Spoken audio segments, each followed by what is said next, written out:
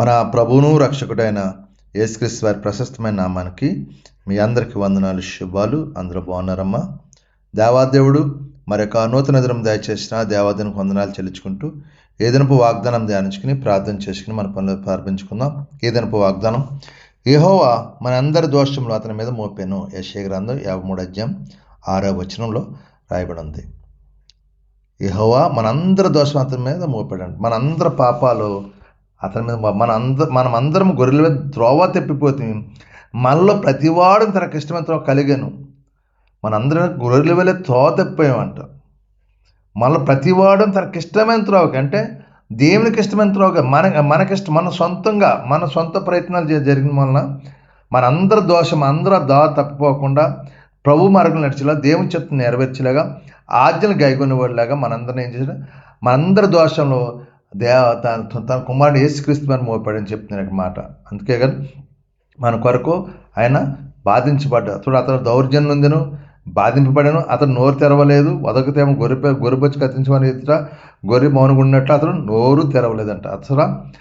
అతను ఏ దోషము లేకపోయినా మనందరి దోషాల నిమిత్తము అతను దౌర్జన్యంగా బాధించబడ్డాడంట.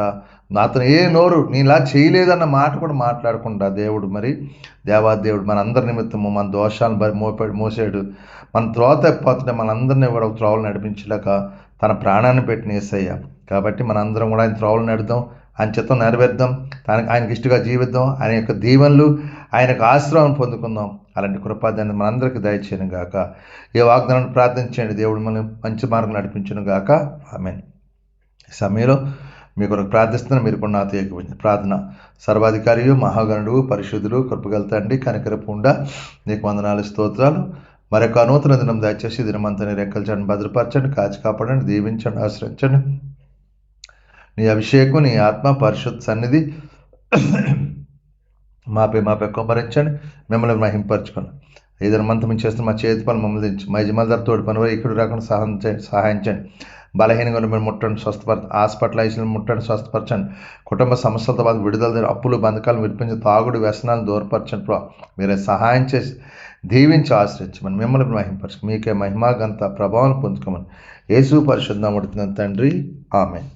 అందరికి వందనాలు. దేవుడు మిమ్మల్ని కుటుంబాన్ని దీవించను గాక. ఆమేన్.